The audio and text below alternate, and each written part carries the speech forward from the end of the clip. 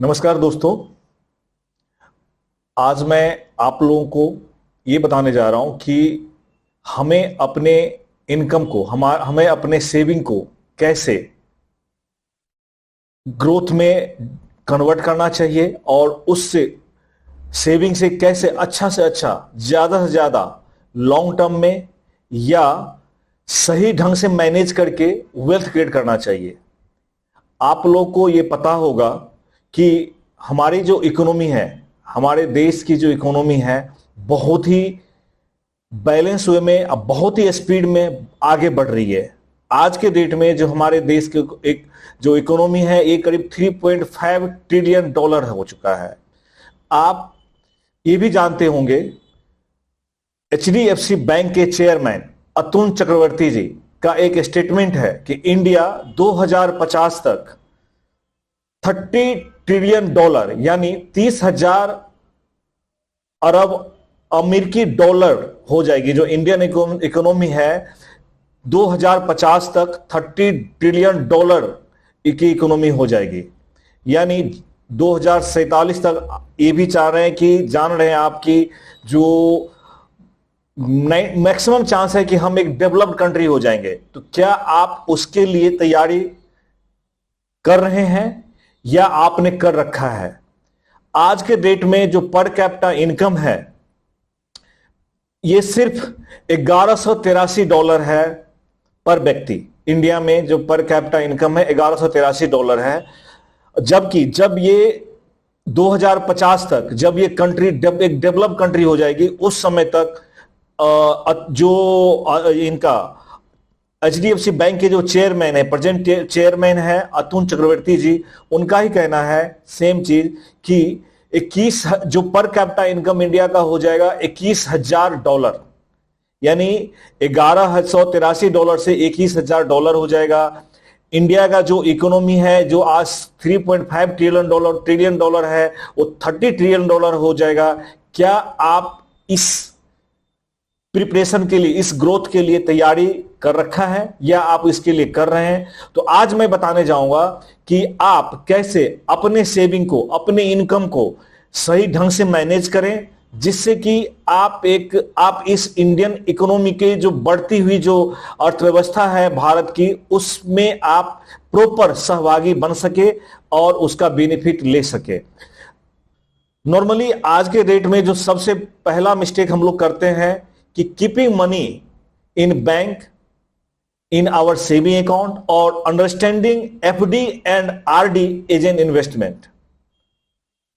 जब सबसे पहला जो लोगों का आम पब्लिक की मिस्टेक, गलतियां यही होती है कि वो ये समझते हैं कि हमारा पैसा जब बैंक में रखा है तो पूरी तरह से सेफ है और हमारा जो हमने जो एफडी कर दिया है या हम आरडी में कहीं पे डाल रहे हैं पैसा, वो हमारा एक इन्वेस्टमेंट है। लेकिन उन्हें ये नहीं पता होता है कि एक इन्फ्लेशन भी है जो साइलेंट किलर होता है, और उस इन्फ्लेशन जो है, जिस तरह से हमारी देश की इकोनॉमी बढ़ रही है, हमारा इन्फ्लेशन रेट भी उसी हिसाब से बढ़ रही है।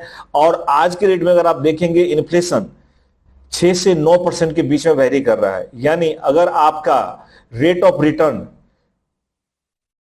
2 से 7% या 8% है, यानी अगर आप अपने पैसे को सेविंग अकाउंट में रखते हैं तो मुश्किल से 2 से 4% पर एनम का रिटर्न मिलता है, या अगर आपने एफडी का रखा है तो 6 से 7% रिटर्न है, या आपने समटाइम कहीं आरडी कर रखा है या पीएफ में डाल रखा है तो लिटिल 1 से 1.5% आपको एक्स्ट्रा मिल जाता है। लेकिन जब आप इस तीनों रिटर्न पे ऊपर देखेंगे और एफडी और आपका इन्फ्लेशन से अगर कैलकुलेट करेंगे तो इन्फ्लेशन से कैलकुलेट करेंगे 6% माइनस करिए अपने रिटर्न को, और उसके बाद अगर आप फिर टैक्स जो आपको पे करना पड़ेगा, जो टैक्स जो आपके रिटर्न के ऊपर 10% से 30% तक होता है, अगर आप दोनों चीज को माइनस करेंगे अपने रिटर्न से, तो ये आपका जो इनकम एक्चुअल ग्रोथ होगा वो निगेटिव होगा। यानी सबसे बड़ा आदमी की गलत फहमी है कि उन्होंने सेविंग में रखा पैसा, एफडी कर रखा है या आरडी में पैसा जमा कर रहे हैं, वो एक इन्वेस्टमेंट है। दूसरा है over buying on lavish style पे आप बहुत ज्यादा खर्च करते हैं, या कोई अगर डिस्काउंट प्राइस पे अगर कहीं ऑफर आ रहा है, जैसे नॉर्मली फेस्टिव सीजन बहुत सारे डिस्काउंट आता है, आप ओवर बाइंग कर लेते हैं। तो ये भी एक हमारे बैलेंस को, हमारे इनकम को या हमारे सेविंग के लिए एक निगेटिव इंपैक्ट करता है। यानी अगर आप कोई अगर यदि जो आपको डिस्काउंट दे रहा है, कोई भी बड़ी कंपनी, कोई भी ऑनलाइन कंपनियां अगर डिस्काउंट दे रही है तो अपना प्रॉफिट और मार्जिन ले करके ही दे रही है। यानी अगर आप और अगर आपको कुछ ही प्रलोभन वो दे रहा है तो वो अपना मार्जिन लेकर दे रहा है और आपको एक्चुअल पैसा आपका अपना सेविंग ही उसमें जा रहा है। तो इस चीज का हमेशा ध्यान रखना है कि हमें जो जरूरत के हिसाब से ही एक्सपेंस करना है और मैक्सिमम पैसा हमें सेव करके उसको सही ढंग से इन्वेस्ट करना है। तीसरा जो सबसे बड़ा आज के डेट में नव युवक नए जो जॉब करते हैं, जो भी नए युवक, उनके पास क्रेडिट कार्ड होता है। यानी क्रेडिट कार्ड को मिसयूज करना या not understanding the value of credit card.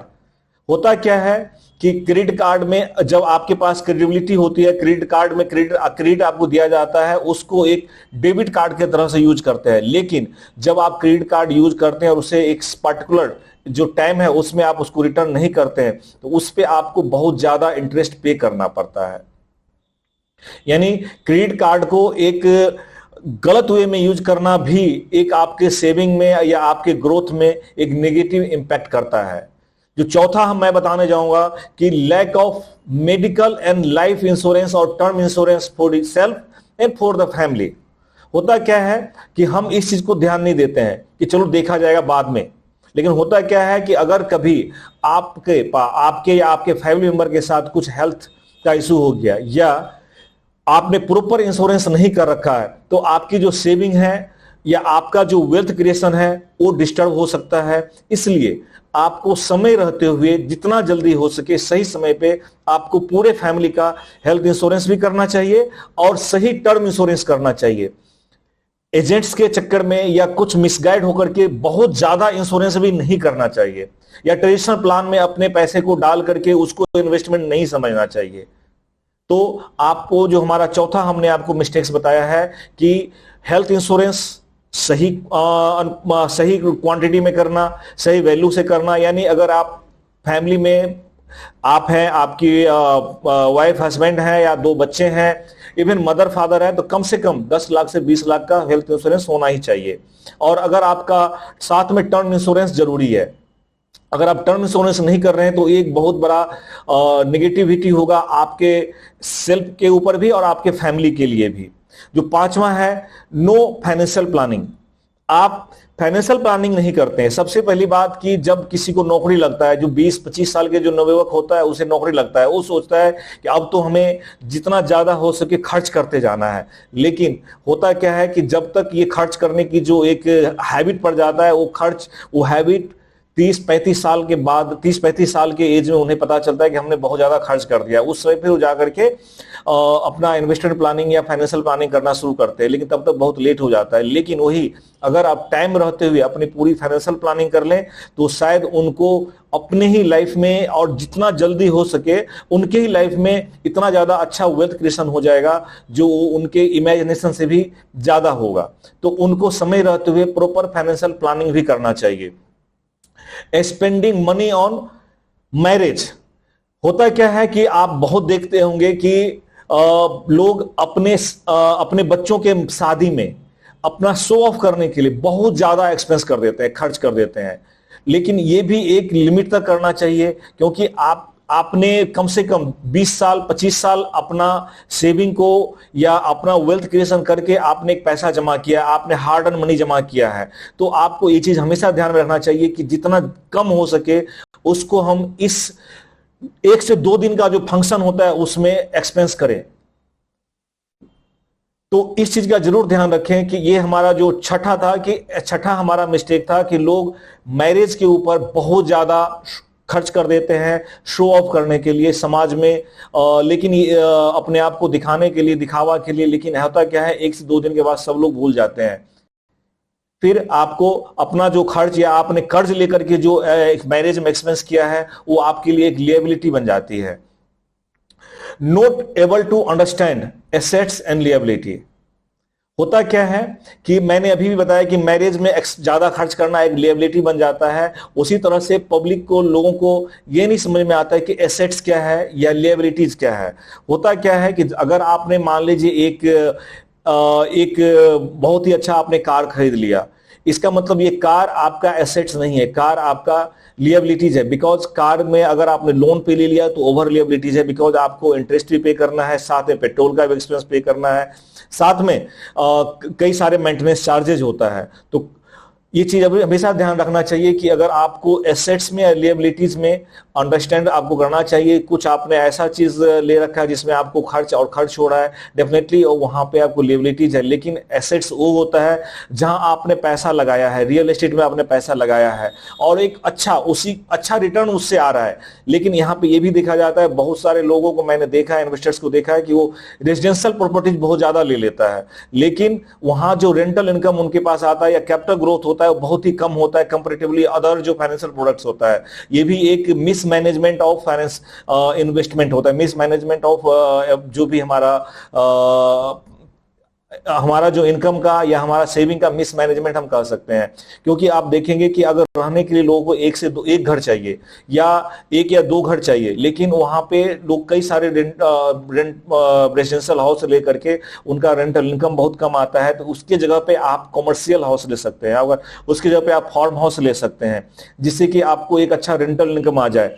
साथ में अगर आपको लग रहा है कि आपके पास सफिशिएंट रेजिडेंशियल हाउस भी है, सफिशिएंट रेंटल हाउस, शॉप्स भी आपने रखा है, फार्म हाउस भी है, तो डेफिनेटली आपको अपने पैसे को इक्विटीज में बहुत सारे फंड्स है वहां पे पैसा लगाना चाहिए। यानी आपको अपने जो एसेट्स जो आप क्रिएट कर रहे हैं उसमें भी रिटर्न को भी ध्यान में रखना चाहिए और लिएबिलिटी जो आप क्रिएट कर रहे हैं उसको भी ध्यान रखना चाहिए। अगर आप लोन लेके घर ले रहे हैं तो डेफिनेटली आपको ध्यान रखना चाहिए कि हमें लोन 50% से ज्यादा नहीं होना चाहिए। यानी कई सारे चीज हैं जिसे हमें कंसीडर करना होता है अपने फाइनेंशियल मैनेजमेंट के लिए। चौथा है ये हमारा 8वां मैं आपको बताने जा रहा हूं कि बाइंग व्हिच इज चीप। यानी आप कभी कभी अपना पैसा सेविंग करने के लिए, बचाने के लिए आप जो सस्ता है उसको खरीदने लग जाते हैं। यानी अगर आप घूमने जाते हैं, हम रोड साइड खाना खा लेते हैं, या हम कुछ ऐसे कुछ कॉटन कपड़े हम इस्तेमाल करते हैं जो बहुत ही सस्ता होता है, उसमें हो सकता है आपको प्रॉपर केयर नहीं हो सकता है या हमारा हेल्थ हजार्ड होता है, तो उस चीज को हमें देखना चाहिए कि हम वही खाना खाएं या वही कपड़ा पहने जो हमारे स्वास्थ्य के लिए लाभदायक हो या हमारे हेल्थ इंजूरियस ना हो। तो इस चीज का हमेशा ध्यान रखना चाहिए। हर एक सस्ता अच्छा नहीं होता है, हमें चीप की जगह पे हमें सुटेबल और बेस्ट को ध्यान में रखते हुए हमें पैसा खर्च करना चाहिए। Note understanding benefit of investment. यानी समझ होता क्या है, जो हमारा 9वां जो पॉइंट है कि लोग इन्वेस्टमेंट को वैल्यू को नहीं समझते हैं। यानी इस चीज को वो समझने बहुत देर कर देते हैं कि हमें इन्वेस्टमेंट क्यों करना चाहिए और कब हमें इन्वेस्टमेंट को स्टार्ट करना चाहिए। यानी इन्वेस्टमेंट को वैल्यू को नहीं समझते हैं। आपको डाइवर्सिफिकेशन होना चाहिए, आपको एक इन्वेस्टमेंट एडवाइजर से मिलना चाहिए समय रहते हुए। आपने अगर जॉब स्टार्ट किया है तो आप ये समझ लो कि आप खुद अपने फर्स्ट से सेकेंड सैलरी में आपको किसी इन्वेस्टमेंट एडवाइजर से मिलना चाहिए। ध्यान रखना है कि एजेंट्स या हर एक जो फाइनेंशियल में डील करने वाला इन्वेस्टमेंट एडवाइजर नहीं होता है। आप एक इन्वेस्टमेंट एडवाइजर या फाइनेंशियल प्लानर से मिलना चाहिए और वही आपको सही इन्वेस्टमेंट और फाइनेंशियल प्लानिंग करके देंगे और तभी आप जो है एक अच्छा वेल्थ क्रिएट कर सकते हैं लॉन्ग टर्म में। सम टाइम ऐसा भी होता है कि जो नया जॉब कैच करता है या नया जॉब पकड़ता है उन्हें पता नहीं होता, उनके गार्जियन का ये रिस्पॉन्सिबिलिटी बनता है कि उनका बच्चा जब नया जॉब पकड़ा है, नया जॉब उन्होंने लिया है, हासिल किया है, तो उनके गार्जियन को भी एक रिस्पॉन्सिबिलिटी बनता है कि उनको सही फाइनेंशियल प्लानर के साथ या इन्वेस्टमेंट एडवाइजर के साथ उनकी मीटिंग करा करके उनको इन्वेस्टमेंट की वैल्यू समझाना चाहिए। तो ये चीज हमारे गार्जियन को भी रिस्पॉन्सिबिलिटी बन जाती है कि वो अपने बच्चों को इन्वेस्टमेंट के सही तरीका, इन्वेस्टमेंट का वैल्यू को समझाएं। यानी जो यही चीज मैं बताने जा रहा हूं, जो हमारा 10वां हमारा मिस्टेक जो होता है, फाइनेंशियल मिस्टेक, कि सही समय पे इन्वेस्टमेंट स्टार्ट नहीं करें, not starting investment on time. यानी आप अगर सही समय पे इन्वेस्टमेंट स्टार्ट नहीं कर रहे हैं तो भी एक बहुत बड़ा मिस्टेक होता है। होता क्या है कि लोग ये समझते हैं कि जो चलो ठीक है बाद में हम इन्वेस्टमेंट स्टार्ट कर देंगे, यानी लोग जहां हमें 20 से 25 में हमने अपना जॉब स्टार्ट किया, हमने अपना अर्निंग स्टार्ट किया, और वहीं इन्वेस्टमेंट प्लानिंग हम 40-45 में करते हैं या 50 में करते हैं, जब हमें लगता है कि नहीं यार अब तो हम कुछ दिन बाद रिटायरमेंट होने जा रहे हैं। तो उस समय जब वो इन्वेस्टमेंट का वैल्यू समझते हैं, इन्वेस्टमेंट प्लानिंग करने लग जाते हैं, तो उन्हें फिर टाइम कम मिलने के कारण वो अपना सही रिटायरमेंट प्लानिंग या कॉर्पस बिल्डिंग नहीं कर पाते हैं। तो साथ ही साथ इन्वेस्टमेंट के वैल्यू को समझते हुए, साथ ही साथ उनको एक समय पे, समय रहते हुए उनको इन्वेस्टमेंट स्टार्ट कर देना चाहिए। एक चीज और होता है इसमें, जो हमारा 11th मिस्टेक है, ये चीज मैं बताना चाहूंगा कि होता क्या है कि आपने बहुत ही अच्छे से इन्वेस्टमेंट प्लानिंग कर लिया सम टाइम, लेकिन आप इस मैटर को अपने परिवार के साथ आप डिस्कस नहीं करते, यानी आपके परिवार को पता ही नहीं है कि पैसा आता कहां है से है और पैसा जाता कहां है, यानी आप उनको इन्वेस्टमेंट क्यों करना चाहिए या मनी का, पैसे का वैल्यू क्या है, यानी कई सारी चीज हमें अपने फैमिली मेंबर के साथ भी डिस्कस करना चाहिए, सो दैट कि उनमें भी एक अवेयरनेस डेवलप हो और वो भी आपके जो इन्वेस्टमेंट प्रोसेस है या आपने जो इन्वेस्टमेंट, आपने जो हार्ड अर्न मनी जो अर्न किया है उसको भी वो एक सही ढंग से एक्सपेंस करे, या आपकी जो इन्वेस्टमेंट जो हैबिट है उसको वो आपके बच्चे और आपके फैमिली मेंबर भी अडॉप्ट करे, यानी आप मनी के वैल्यू को या पैसे की वैल्यू को आप अपने फैमिली मेंबर के साथ भी इस चीज में ऑन द टेबल, जो डाइनिंग टेबल पर जब हम बैठते हैं या जब हम कभी सही समय मिलता है तो उस समय हमें डिस्कस करना चाहिए, सो दैट कि हमारे बच्चे, हमारे फैमिली भी हमारे मनी को, हमारे अर्निंग को या हमारे इन्वेस्टमेंट को के वैल्यू को वो समझे। जो 12th हमारा है इन्वेस्टमेंट व्हाट इज लेफ्ट। होता क्या है, बहुत सारे लोगों को ये लगता है कि उतना ही अमाउंट इन्वेस्ट करें जो बच गया, यानी हमारा एक मित्र है, मित्र तो नहीं, मित्र के बेटा है जो अच्छा मल्टीनेशनल कंपनी में वो जॉब कर रहे हैं, लेकिन उन्होंने क्या किया कि हमारे साथ एक इन्वेस्टमेंट अकाउंट उन्होंने खोल दिया, और फिर उनका ये स्टेटमेंट था कि जो मेरा बचेगा ना, वो जो भी हमारा मंथली एक्सपेंस से बचेगा वो मैं आपके साथ इन्वेस्ट कर दूंगा। लेकिन मुझे पता है वो 2 साल से उनका अकाउंट मेरे साथ ओपन है, लेकिन आज तक उन्होंने 1 रुपया भी इन्वेस्ट नहीं किया है। वहीं जो उनके फादर है उनका एक बहुत बड़ा अमाउंट हमारे साथ इन्वेस्टेड है, यानी आप समझ सकते हैं कि वहां पे सबसे पहली बात की जो फादर ने अपने बेटा के साथ उन्होंने इन्वेस्टमेंट की वैल्यू को उनको समझाया नहीं है, और वो बेटा वो जो है इंडिविजुअल जो है एक मल्टीनेशनल कंपनी में जॉब भी कर रहा है, और साथ में उनको ये भी नहीं पता है कि इन्वेस्टमेंट क्यों करना चाहिए और इन्वेस्टमेंट से उनको क्या फायदा होगा।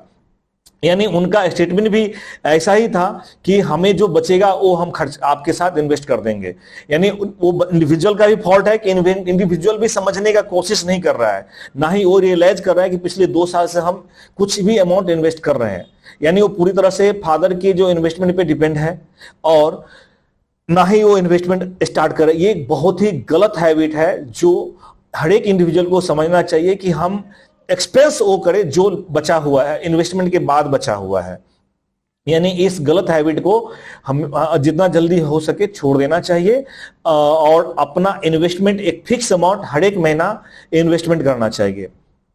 जो हमारा 13th और लास्ट है, जो आज के डेट में युवा, बच्चे से लेके बूढ़े तक सारे लोग इस हैबिट से ग्रसित हैं, जिसके कारण उनका financial, mental and social disturbance होता जा रहा है, वो है सोशल मीडिया, यानी अपना मैक्सिमम टाइम सोशल मीडिया पे देना और जिसमें रील्स, फेसबुक या इंस्टाग्राम पे डालना, जिस कारण से उनका प्रॉपर सेविंग की हैबिट भी नहीं हो पाती है और उनका सही अर्निंग नहीं हो पाता है।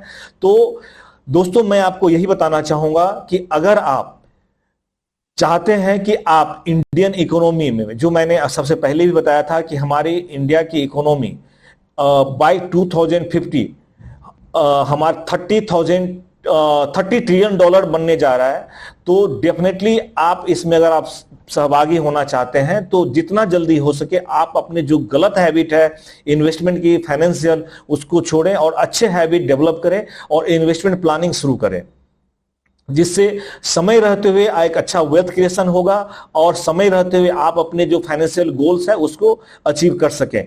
अगर आपको लग रहा है कि ये मेरा वीडियो अच्छा है और लोगों के लिए सही उनको एजुकेशन उनमें अवेयरनेस डेवलप करेगा, प्लीज इनको अपने फ्रेंड्स में रिलेटिव्स में उसको शेयर करें, अपने बच्चों को दिखाएं, जिससे उसमें उनमें भी कुछ अवेयरनेस डेवलप हो।